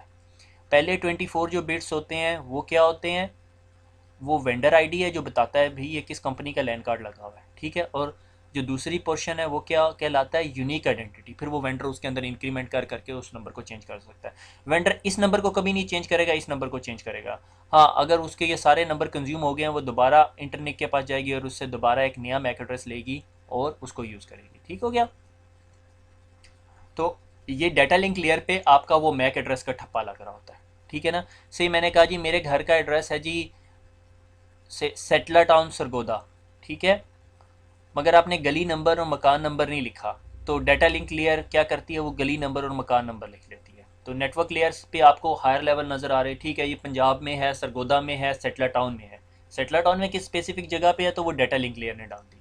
फिर उसके बाद जब डाटा लिंक लेयर का हेडर लग जाता है, यानी उसका लिफाफा चढ़ जाता है, तो वो डाटा जो सा है वो फ्रेम बन जाता है। ठीक हो गया। और आपको ये बताता चलो कि डाटा लिंक लेयर या मैक एड्रेसेस पे जो चीज़ काम करती है वो हमारा स्विच होता है नॉर्मली, और आईपी एड्रेसेस पे जो काम करता है वो हमारा राउटर होता है। ठीक हो गया। और उसके बाद वो पैकेट आता है फिजिकल लेयर पे, और 0 1 की शक्ल में वो बेचारा दूसरे बंदे के पास चला जाता है। मैंने इसे बेचारा क्यों क्या, बेचारे के साथ हुआ इतना कुछ है, तो ये पहुंच गया यहाँ पे। ठीक है। और इसने फिर दोबारा ये लिया, इसने देखा ये मेरा ही एड्रेस लिखा हुआ था, मेरा ही गली नंबर है, मेरा ही आईपी एड्रेस है। ट्रांसपोर्ट लेयर ने उन सेगमेंट्स को दोबारा जोड़ा, एक पूरी किताब बनाई और एप्लीकेशन लेयर पे पहुंच गया। और वो जो दूसरा बंदा, उसका फ्रेंड, उसने वो एक्सप्लोरर खोला हुआ है, ईमेल में गया हुआ है, और उसको ईमेल नज़र आ जाएगी। ठीक हो गया। सिंपल अंडरस्टैंडिंग है। OSI लेयर मॉडल अगर आपको नहीं समझ आया तो दोबारा OSI लेयर मॉडल की वीडियो समझें, और फिर उसके बाद ये आके समझें तो आपको दोबारा समझ आ जाएगी। ठीक हो गया। TCP हेडर, ठीक हो गया। TCP हेडर क्या चीज़ है, बहुत मुश्किल है, परेशान नहीं होना। अच्छा, सिस्को अपनी बुक के अंदर ना इसको ज़्यादा डिफाइन नहीं करती, मगर मैंने कोशिश की कि इसको ना सारा डिस्कस कर दूँ ताकि आपको समझ आ जाए। ठीक है। या आपको समझ आ जाएगी या आप CCNA छोड़ के भाग जाओगे। तो दोनों सिचुएशंस होगी तो अच्छा ही हो जाएगा। या CCNA छोड़ के भाग जाओगे तो कुछ और अच्छा कर लोगे, या फिर CC कहोगे नहीं यार पढ़नी है, ये समझ नहीं है, तो समझ लोगे। ठीक है। अगर आपको बिट्स बाइट्स नहीं ना पता तो इसको यहीं छोड़ के पहले बिट्स बाइट्स समझ लो। ठीक है। बिट्स बाइट्स क्या होते हैं कि अगर मैंने कहा ये एक ज़ीरो है तो इसका मतलब ये एक बिट है। ठीक है। अगर मैंने कहा ये 2 ज़ीरो हैं तो 2 बिट्स हो गए। अगर मैंने कहा ये 8 ज़ीरो हैं यानी 8 बिट्स हैं, तो आपके पास क्या बन जाएगी, एक बाइट बन जाएगा। ठीक है। ये बाइट्स नेटवर्किंग के अंदर बिट्स बाइट से नहीं भागना। ठीक है। ये एक बाइट है। ठीक है। ये एक बाइट है, ये लिखा हुआ नहीं नजर समझ आएगा, मैं इसलिए मैं बार बार बोल रहा हूँ। जब आपका पैकेट यहाँ से चला तो TCP IP लेयर ने, मैं आपको कह रहा हूँ, लिफाफा चढ़ाया, फिर नेटवर्क लेयर ने एक लिफाफा चढ़ाया, फिर डाटा लिंक लेयर ने एक लिफाफा चढ़ाया, फिर फिजिकल लेयर ने एक लिफाफा चढ़ाया। तो ये वही स्टोरी है। ये जो मैं आपको हेडर बता रहा हूँ ये एक्चुअली लिफाफा है। ठीक है। यानी मेरा पैकेट था, ये डाटा एक्चुअली, ये एक्चुअली प्योर डाटा है जिसके अंदर मैंने लिखा हाय हाउ आर यू। ठीक है। ये मैंने लिखा हुआ है। ठीक है। जब वो TCP IP लेयर के पास आया तो TCP IP लेयर ने ना अपना ये यहाँ पे एक हेडर लगा दिया। ठीक है। ये कितने बाइट का होता है, ये 20 बाइट का हेडर है, इसमें ये सारी इन्फॉर्मेशन है जो हम इन तमाम फील्ड में पढ़ेंगे। फिर वो ट्रांसपोर्ट लेयर के बाद नेटवर्क लेयर पे गया, नेटवर्क लेयर ने अपना IP का हेडर लगा दिया। ठीक है। फिर वो डाटा लिंक लेयर पे गया, डाटा लिंक लेयर ने अपना हेडर लगा दिया, फिर वो फिजिकल लेयर पे चला गया। एक्चुअल डाटा आपने देखा, आपका ये डाटा था सिर्फ। ठीक है। और ये बाकी जो से हैं ये बेचारे पे लिफाफे चढ़े हुए हैं। इसकी वही एग्जांपल कि आपने अगर किसी को एक किताब देनी है, आप उसको वो 3 डब्बों में बंद करके दे देते हो। ठीक है। वो पहले पहला डब्बा खोलता है, फिर दूसरा डब्बा खोलता है, फिर तीसरा डब्बा खोलता है। मुझे अच्छी तरह याद है, हमारी एक कज़न थी, हमने उसकी कुछ सालगिरह मनानी थी, तो उसको हमने पता नहीं बहुत छोटा सा गिफ्ट दिया, मगर उसको कोई 20-25 डब्बों में बंद करके भेजा। तो वो जब उसको मिला तो वो समझ रही थी पता नहीं कितनी बड़ी चीज़ है, मगर उसने कुछ जब 10-20 डब्बे खोले तो उसको पता चला अंदर से तो बहुत छोटी सी कोई चीज़ निकली थी। मुझे याद नहीं आ रहा अभी क्या था वो। ठीक है। तो एक्चुअली ये डब्बा या कवर चढ़ाया है। कवर क्यों चढ़ाया है, क्योंकि इस कवर का बड़ा काम है, यहाँ पे इसके बगैर कम्युनिकेशन नहीं हो सकती। ठीक है। तो TCP IP जो आपको हेडर चढ़ाता है, TCP जो हेडर चढ़ाता है, सॉरी TCP IP नहीं, TCP जो हेडर चढ़ाता है वो 20 बाइट का होता है। ये देखो 20 बाइट। बाइट कैसे, एक 2 बाइट ये, 4 बाइट ये। देखो 0 से लेके 31 बिट्स हैं। ठीक है। यानी 32 बिट्स हैं। 32 को जब आप 8 पे डिवाइड करते हो तो 8 4 ज़ा 32। तो 4 बाइट्स ये हैं, 4 बाइट्स ये हैं, 4 बाइट्स ये हैं, 4 बाइट्स ये हैं, 4 बाइट्स ये हैं। 1 2 3 4 5, 5 4 द 20। तभी ये यहाँ तक बता रहा है आपको 20 बाइट्स का हेडर चढ़ता है आपका ऊपर। ठीक है। ये नीचे डाटा है। ठीक है। ये आपका डाटा है जिसमें आपने वो सारी स्टोरी लिखी हुई है। ठीक है। ये यानी उस बंदे का गिफ्ट है। ठीक है। मगर गिफ्ट के ऊपर आपने 20 बाइट्स का हेडर चढ़ा दिया। ठीक है। इस हेडर में क्या होता है, सोर्स पोर्ट और डेस्टिनेशन पोर्ट, कि ये कहाँ से जा रहा है और कहाँ पे आ रहा है। पोर्ट की एग्जांपल मैं भी आपको आगे दूंगा, बड़ी स्टोरी है वो भी। ठीक है। सीक्वेंस नंबर, सीक्वेंस नंबर क्या, वही जो पेजेस का सीक्वेंस नंबर है। मैंने कहा 1000 इसका, 1001, 1002, 3, 4, 5, 6। तो जब वो 1 गीगाबाइट का पूरा पैकेट, सारे पैकेट्स उसके पास पहुंच जाएंगे, तो उसने वो पैकेट्स कैसे जोड़ने हैं, ठीक है। एक्नॉलेजमेंट नंबर, कि मेरे पास 1 पहुंच गया, 2 पहुंच गया, 3 पहुंच गया, 4 पहुंच गया, 5 पहुंच गया, 6 पहुंच गया, इस तरह, ठीक है। हेडर लेंथ, हेडर लेंथ क्या होती है कि ये पैकेट, ये फील्ड आपके सिस्टम को, आपके कंप्यूटर को बताती है। ये सारा कुछ ट्रांसपेरेंट टू द यूज़र होता है। जब ट्रांसपेरेंट टू द यूज़र मैं कहता हूँ, तो इसका मतलब आपको अपनी आंख से नज़र नहीं आ रहा है ये काम कहाँ हो रहा है, मगर आपका कंप्यूटर कर रहा होता है, ठीक है। हेडर लेंथ सिर्फ 4 बिट्स की होती है। 4 बिट क्या, 1, 2, 3 और 4, 4 बिट्स की हेडर लेंथ होगी। इसके बारे में मैंने एक ब्रेन ट्विस्टर डाला हुआ है यहाँ पे, मैं बाद में दिखाऊंगा अभी आपको, ठीक है। हेडर लेंथ ये कि आपके कंप्यूटर को बताती है कि जी मेरी जो, आपका जो हेडर है वो इतना है, ठीक है, और इससे आगे आपका डाटा है। इसकी एग्जांपल मैं एक ऐसे दे सकता हूँ कि अगर आपके पास एक ख़त रिसीव हुआ, ठीक है, एक इन्वेलप के अंदर, और उसके ऊपर याद है आपको एक डॉटेड लाइन लगी होती है और वहाँ पे कैंची बनी हुई होती है, ठीक है, ठीक है।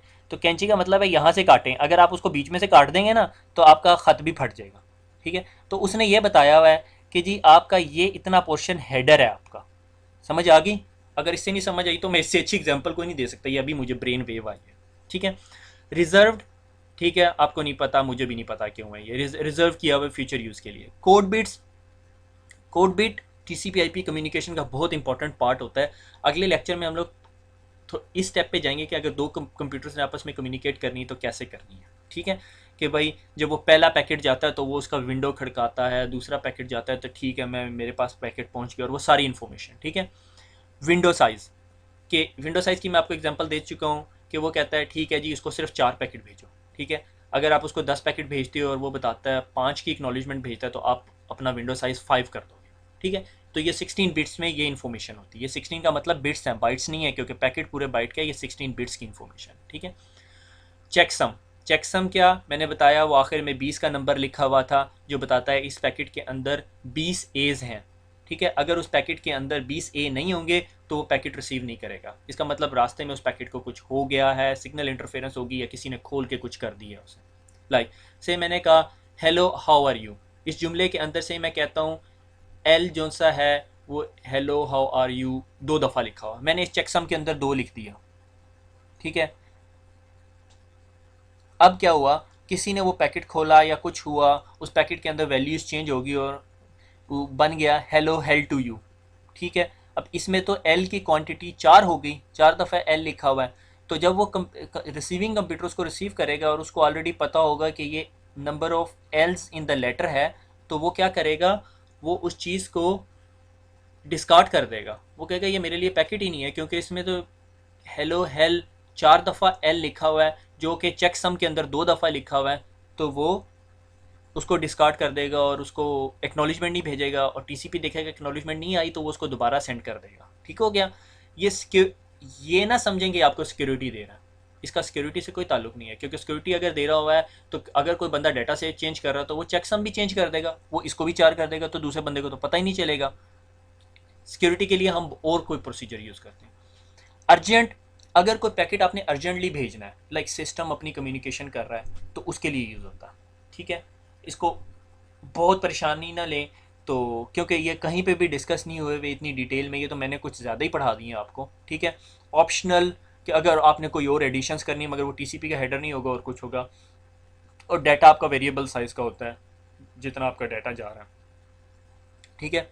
एक quick review, TCP header myth, ठीक है। मिथ मैंने इसलिए लिखा है क्योंकि आप अगर, मैं इस स्लाइड पे सबसे ज़्यादा टाइम वेस्ट किया है क्योंकि सिस्को की बुक के अंदर इसकी ज़्यादा डिस्कशन नहीं हुई थी। अगर आप गूगल भी कर रहे थे तो टीसीपी हेडर बहुत अच्छी तरह एक्सप्लेन नहीं हुआ होता। टीचर आता है, पढ़ाता है, source port, destination port, sequence number, नीचे आके डाटा, बस। यहाँ की कोई स्टोरी कोई किसी को नहीं बता रहा होता कि क्या, मुझे लगता है टीचर को भी क्लियर नहीं होती। तो खैर ऐसी भी बात नहीं है, मेरे ख्याल में कोई ज़्यादा इंटरेस्ट नहीं देना चाहता क्योंकि इसमें थोड़ा खपना ज़्यादा पड़ता है, आउटकट कम होती है। मगर आप जब आगे जाते हैं, फील्ड में जाते हैं, थोड़ा आगे जाके जब तक आपको ये ना पता हो कि आपकी वायर पे जा क्या रहा है, मज़ा नहीं आता। You don't like to be a network engineer without knowing कि आपकी वायर पे है क्या चीज़, बिट्स बाइट्स क्या है। अभी मैं आपको इसकी प्रैक्टिकल एग्जांपल दिखाऊंगा कि क्या हो रहा है, ठीक है। तब आपको अंडरस्टैंड होगा कि भाई यार ये जो इतनी देर से हम खप रहे हैं, तो जिनमें से मुझे पता है आप में से आधे से ज़्यादा ऊँग भी रहे हैं, शायद कुछ लोग फॉरवर्ड फॉरवर्ड करके भी ये वीडियो देख रहे हो कि कब ये चुप होगा। ठीक है, तो बहरहाल देखते हैं। तो टीसीपी हेडर की मिथ के अंदर सबसे इंपॉर्टेंट ये 4-5 फील्ड्स हैं जो आपको आगे मैं और ज़्यादा डिटेल में डिस्कस करूँगा। ये एक्चुअली ये हैं कोड बिट्स शे। ठीक है, ये क्या है? अर्जेंट पॉइंटर फील्ड स्पेसिफिकेशन के अगर कोई पैकेट अर्जेंट है, एक्नॉलेजमेंट फील्ड स्पेसिफिकेशन के मैंने आपको क्लासरूम में एक बंदा है, टीचर है, वो लेक्चर दे रहा है, लेक्चर देने के बाद वो कहता है कि किसी को कोई क्वेश्चन है। ठीक है, तो स्टूडेंट एक हाथ ऊपर खड़ा करता है, कहता है जी मुझे क्वेश्चन है, और वो कहता है जी मुझे ये बात नहीं समझ आई, तो टीचर दोबारा बताता है, वो लड़का सर हिला देता है। वो सर हिलाने को एक्नॉलेजमेंट कहते हैं। मैंने आपको एक पैकेट भेजा और आपने मुझे एक्नॉलेजमेंट भेजी, ठीक है मुझे मिल गया। ठीक है, पुश फंक्शन क्या होता है कि आपने एक ईमेल लिखी और ईमेल अब आपने दूसरे दोस्त को भेजनी है, तो ये पुश फंक्शन है, आपका पैकेट बाहर जा रहा है। ठीक है, रीसेट द कनेक्शन, आपने कोई बात की है मगर आपको समझ नहीं आई, आपने दोबारा सर हिलाया, आपने कहा दोबारा से बता, तो रीसेट द कनेक्शन हो गया। इसको मैं नेटवर्किंग की ज़ुबान के अंदर अगले लेक्चर में बताऊंगा जब हम समझेंगे कम्युनिकेशन होती कैसे है। Synchronise the sequence number. ठीक है, सिंक्रोनाइज क्या कि जब आप पहली दफ़ा कम्युनिकेशन करने लगते हैं ना, तो आप उसको पहला पैकेट भेजते हैं और उसका सीक्वेंस नंबर 1 होता है, तो 2 3 और फिर उसके बाद जब आप सारी बातें ख़त्म कर चुकते हैं तो फिर आप फिन का पैकेट भेजते हो। ठीक है, उस पैकेट के अंदर फिन की फील्ड इनेबल करके भेजते हो, यानी ये टीसीपी के हेडर में फिन की फील्ड इनेबल करके भेजते हो। ठीक है, हेडर लेंथ, हेडर लेंथ यानी ये हमने 4 बिट्स की फील्ड पढ़ी थी। ठीक है, ये नहीं समझ आई तो फॉरवर्ड कर दो, क्योंकि ये आप लोगों के फ्रेंकली स्पीकिंग समझने की ज़रूरत नहीं है, बस मुझे थोड़ा ज़्यादा शौक है पढ़ाने का, तो इस वजह से।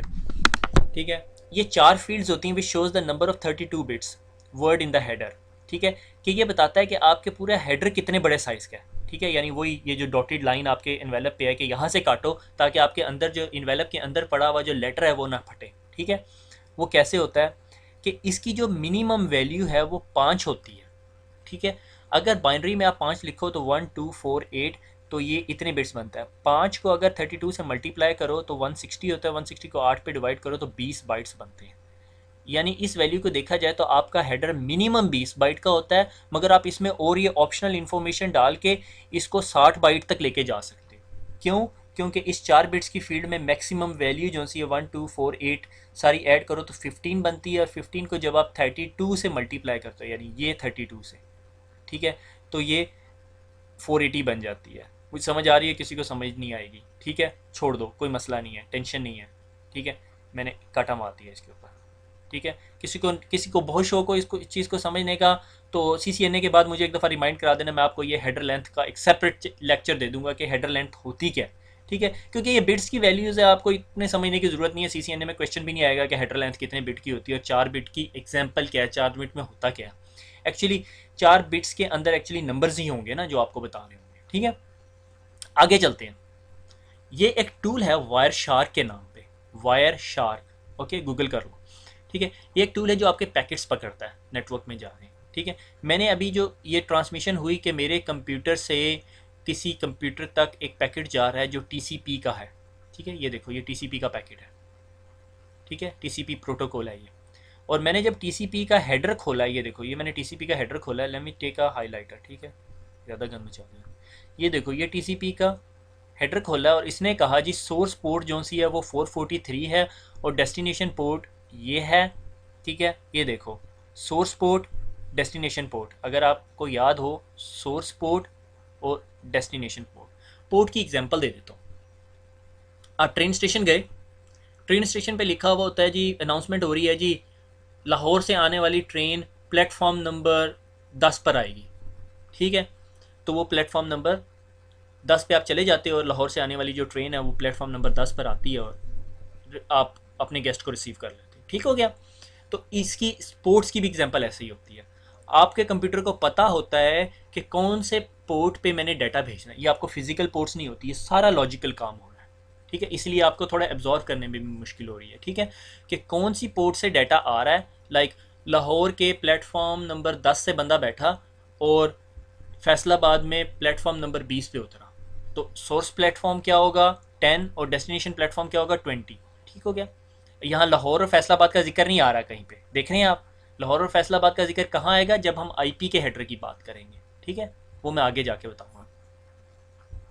ठीक है, फिर उसके बाद उसने सीक्वेंस नंबर बताया कि सीक्वेंस नंबर इसका 1 था, एक्नॉलेजमेंट नंबर 108 था, ठीक है। हेडर की लेंथ कितनी है, 20 बाइट्स, याद आया, very good. Window size value के भाई 876 बाइट्स का विंडो साइज़ है, यानी इतने बाइट्स का डाटा भेज सकते हैं या रिसीव कर सकते हैं। और आगे ये चेकसम वैल्यू है, गुड चेकसम, बैड चेकसम, कि चेकसम कंप्लीट हुआ या नहीं, और ये वो सारी स्टोरी ये समझ आनी चाहिए आपको। इसमें से थोड़ी सी भी 50% भी समझ आ गई, दैट्स एनफ, बहुत है, ठीक है। मैं एक्चुअली इस पैकेट को लिया हुआ है और इस पैकेट का आपको टीसीपी का हेडर दिखा रहा हूँ। ये सारा टीसीपी का हेडर है। यूडीपी का हेडर देखा, वो 20 बाइट का था बेचारा, इतनी स्टोरियां सुनाता था, इसने टेंशन ही नहीं डाली, ठीक है। इसने कहा डाटा पहुंचता है नहीं पहुंचता मुझे कोई मसला नहीं है। उसने कहा जी प्लेटफॉर्म नंबर 10 से तूने चढ़ना है और 20 नंबर प्लेटफॉर्म पे उतर जाना है, तेरी लेंथ जो सी है पैकेट की इतनी है, और चेक समझिए, चेक कर लेना, इसमें 20 दफ़ा ये लिखा हुआ है, दैट्स इट। और साथ डाटा लगाया और भेज दिया, ठीक है। तो यार इस पैकेट के अंदर कम हेडर्स हैं, कम इन्फॉर्मेशन है आपकी, ठीक हो गया। मगर इसको कोई एक्नॉलेजमेंट के चक्कर नहीं, इसको कोई सीक्वेंस नंबर नहीं चाहिए, क्योंकि इसे टेंशन ही नहीं है। इसने उठाया पैकेट भेज दिया, पैकेट पहुंच गया, नहीं पहुंचा ना पहुंचे, कोई टेंशन नहीं, ठीक है। ये पोर्ट्स हैं, ठीक है। पोर्ट्स क्या होती हैं, जिस तरह मैंने आपको डिफाइन किया कि प्लेटफॉर्म नंबर 21, 23, 25, लाइक मैं कहता हूँ मेरे पास लाहौर में एक स्टेशन है, उसके ऊपर मैंने कहा जी जो प्लेटफॉर्म नंबर 21 पे बंदा आए तो उसको जी हार पहना दो, प्लेटफॉर्म नंबर 23 पर आए तो उसको जूतियों वाला हार पहना दो, प्लेटफॉर्म नंबर 25 पर आए तो उसको क्या कर दो, समोसे खिला दो, प्लेटफॉर्म नंबर 53 पर आए तो उसको जी नान कबाब खिला दो। भूख लग गई, मैंने अभी खाना भी नहीं खाया, मज़े की बात ये है। तो ये प्लेटफॉर्म होते हैं, ठीक है। कंप्यूटर की ज़बान में ये पोर्ट्स होती हैं। और अगर कोई पोर्ट नंबर 21 पर आए तो उसको जी फाइल ट्रांसफ़र करवा दो, कोई पोर्ट नंबर 23 पर आए तो उसको जी टेलनेट करवा दो, राउटर में एक्सेस करा दो, एसएमटीपी मेल ट्रांसफ़र करवा दो, रिप एसएनएमपी, ठीक है। ये सारी पोर्ट्स हैं। अच्छा, अब पोर्ट्स में कन्फ्यूजन जो लोगों को होती है वो ये कि एक टीसीपी की पोर्ट होती है और एक यूडीपी की पोर्ट होती है। लाइक आपका टीएफटीपी सर्वर जो सा है या डीएनएस सर्वर जो सा है वो कम्युनिकेशन टीसीपी से करता ही नहीं है। वो कहता है जी मुझे यूडीपी बेस्ड कम्युनिकेशन चाहिए, मुझे एक्नॉलेजमेंट चाहिए ही नहीं है, ठीक है। मगर जब आपने टेलनेट सेशन किया या एफटीपी पे फाइल ट्रांसफ़र की तो आपको एक्नॉलेजमेंट चाहिए, ठीक है।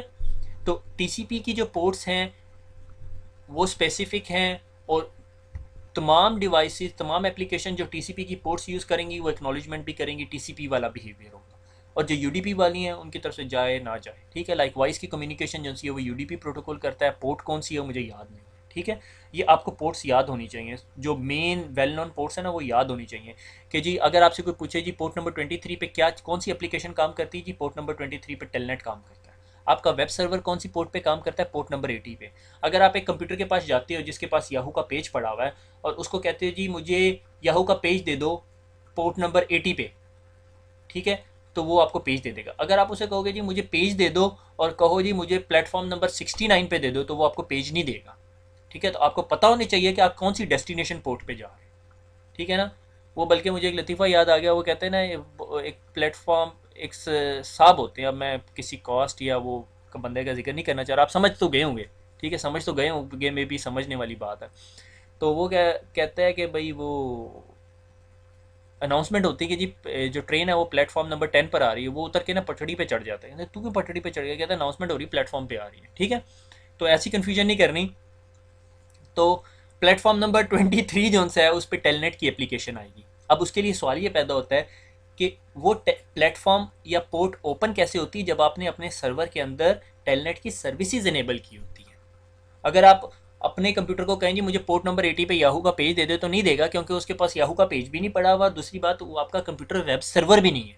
जब आप अपने कंप्यूटर को वेब सर्वर बना दोगे फिर पता चल जाएगा। अब ये पता करना हो कि आपके कंप्यूटर की कौन कौन सी पोर्ट्स ओपन है, इसके लिए पोर्ट स्कैनिंग एक टूल यूज़ होता है, हैकर्स बहुत यूज़ करते हैं। हैकर ने ये चेक करना हो कि ये दूसरी साइड पे कंप्यूटर कौन सा पड़ा हो, वो अपने कंप्यूटर पे है स्कैनिंग का टूल चला के उसका आईपी एड्रेस दे देता है और उसे कहता है तमाम पोर्ट्स पे स्कैन मार दे। आपकी जो टोटल नंबर ऑफ पोर्ट्स होती हैं कम्युनिकेशन में वो 0 से लेके 65,535 तक होती हैं। वो कंप्यूटर शुरू हो जाता है पोर्ट्स पे स्कैन मारना। उसे जिस जिस पोर्ट पे से रिप्लाई आता है ना, लाइक आपने कहा आप एक कंप्यूटर के पास गए, यानी लाइक आपके पास कॉरिडोर है, कॉरिडोर के अंदर डोर्स लगे हुए हैं, ठीक है। हर डोर के पीछे एक स्पेसिफिक उस्ताद बैठा हुआ है, टीचर बैठा हुआ है। आप एक दरवाजे पे नॉक करते हो, अंदर से इंग्लिश का टीचर निकलता, तो आपको पता है इस दरवाजे पे इंग्लिश का लेक्चर होता है। दूसरे दरवाजे पे नॉक करते हुए कोई बंदा नहीं निकलता, ठीक है। तो वो जो आप कहते हो यार यहाँ पे कोई नहीं होता, यहाँ कोई लेक्चर नहीं हो रहा, दूसरे दरवाजे पे नॉक किया, वहाँ से उर्दू का निकला, एक पे नॉक किया, वो साइंस का निकला, आप भाग गए, ठीक है ना। ठीक है, एक पे नॉक किया, मैं निकल आगे सीसीए ने पढ़ाने के लिए, आप गायब ही हो गए, आप नज़र ही नहीं आओगे आइंदा, ठीक है ना। तो इस तरह की स्टोरी है, आपने तमाम दरवाज़ों पे नंबर लिख दिए, ठीक है। अब सवाल ये पैदा होता है, अगर उस दरवाजे के पीछे वो टीचर यानी उस पोर्ट के पीछे सर्विसेज चल रही हैं तो वो दरवाज़ा खुलेगा, अदरवाइज दरवाज़ा नहीं खुलेगा। और हैकर्स की वर्ल्ड के अंदर एक टर्म यूज़ होती है पोर्ट नॉकिंग, कि हैकर जो सा जब उसने अटैक करना होता है ना, वो तमाम दरवाजे खटखटा के देख रहा होता है पोर्टें, जिस पोर्ट से उसे जवाब मिल रहा होता है वो नोट करता रहता है अपने पास। और हर ऑपरेटिंग सिस्टम का एक सेट ऑफ पैटर्न है। आपकी विंडोज़ 97 जो सी है या विंडोज़ 98 जो सी थी या एक्सपी है, वो आपको पोर्ट नंबर 23 पे रिप्लाई देती है, और विंडोज़ 7 बिल्कुल भी रिप्लाई नहीं देती। तो आप समझ जाते हो यार ये विंडोज़ 7 नहीं चला रहा है, ये विंडोज़ एक्सपी चला रहा है। ये मैं एक एग्जाम्पल दे रहा हूँ, ठीक है। तो बहुत सारे हैकर्स हैं, उन्होंने एक सेट ऑफ डिफाइंड रूल बनाए हुए हैं कि भाई अच्छा यूँ, अगर यूँ के मुझे पोर्ट 10 12 15 16 से रिप्लाई आ रहा है तो इसका मतलब है कि ये विंडोज़ एक्सपी की मशीन है। अगर 20 25 100 120 से आ रहा है तो ये लाइनक्स की मशीन है। उसे इससे भी अंदाज़ा हो जाता है कि ये कौन कौन सी मशीन है, ठीक है। तो आप अपने सिस्टम्स पे अननोन पोर्ट्स जो सी वेल नोन पोर्ट्स होती हैं उनको डिसेबल रखते हो हमेशा, ठीक है। अगर आपने देखना हो कि कैसे पोर्ट्स देखनी है तो जस्ट गूगल इट, आपको पता चल जाएगा, ठीक है। जो अच्छा ये पोर्ट्स भी जो से आईपी एड्रेस की तरह आपको लेनी पड़ती है, आपको नहीं लेनी पड़ेंगी। अगर आप कोई एप्लीकेशन बना रहे हो और आप चाहते हो जी वो एप्लीकेशन जो सी है वो पोर्ट नंबर 2022 पे आए, लाइक आप प्राइवेट ट्रेन चलाना चाहते हो और आप लाहौर वालों को कहते हो मुझे ये ट्रेन चाहिए और आप मेरी ट्रेन के लिए ना एक अलहदा प्लेटफॉर्म बना दें, तो आप उनको पैसे दोगे और वो आपके लिए प्लेटफॉर्म बना देंगे और आपकी ट्रेन वहाँ पर आया करेगी। प्लेटफॉर्म पे नहीं आएगी, पटड़ी पे आएगी, ठीक है, प्लेटफॉर्म के सामने वाली पटड़ी, ठीक है। तो ये वही स्टोरी है, ठीक है। तो वेल नोन पोर्ट्स जो सी 0 से लेके 1023 तक हैं, जिस तरह ये वाली वेल नोन पोर्ट्स हैं, ठीक है। ये आप बाई नहीं कर सकते, ये वेल नोन है, सबको पता है, ये रजिस्टर्ड है, पोर्ट है, ठीक है। और 1024 से लेके 4915 तक 49,151 50,151 पोर्ट्स जो सी हैं ये आपकी रजिस्टर्ड पोर्ट्स हैं। लाइक आप कल को कहते हो यार मैंने एक मैसेंजर बनाना है, उर्दू IT अकेडमी मैसेंजर, ठीक है, जहाँ पे जी सब लोग कम्युनिकेशन करें, तो आप कौन सी पोर्ट पे लेके यूज़ करना चाहते हो उसकी कम्युनिकेशन के लिए। आप कहते हो यार या मैं करता हूँ 60,000 पोर्ट अनरजिस्टर्ड पोर्ट, आपके पास पैसे नहीं है, आप कहते हो मैं ऐसे ही कर लूँगा, ठीक है। तो या आप कहते हो ठीक है नहीं मैं रजिस्टर करवाऊंगा 49,000 पोर्ट, आप उसके पास याना के पास जाओगे और उससे कहोगे मुझे रजिस्टर कर दो, वो रजिस्टर कर देगी। दुनिया में कहीं पर भी कोई भी एप्लीकेशन इंटरनेट पे इस पोर्ट पे जब कम्युनिकेशन करेगी तो एक्चुअली आपकी एप्लीकेशन ही होगी, ठीक हो गया। पोर्ट्स का कॉन्सेप्ट क्लियर हो गया, तो मेरा गला भी खुश्क हो गया। और आज हमने पढ़ा जी TCP और UDP क्या होता है, TCP कैसे कम्युनिकेट करता है, UDP कैसे कम्युनिकेट करता है, DHCP सर्वर पढ़ा, ऑटोमेटिकली IP एड्रेस दे रहा होता है। और फिर हमने TCP का हेडर और UDP का हेडर देखा। TCP के पास जब जाता है तो अपने हेडर पे सोर्स पोर्ट, डेस्टिनेशन पोर्ट और सारी इन्फॉर्मेशन लगा देता है, और अगर UDP के पास जाता है तो वो भी इसी तरह के काम करता है। और इसी तरह हम अपने चौथे लेक्चर के अख्ताम पे पहुँचे। दुआ में याद रखिएगा, अगले लेक्चर पे मुलाकात होगी। अल्लाह हाफिज़।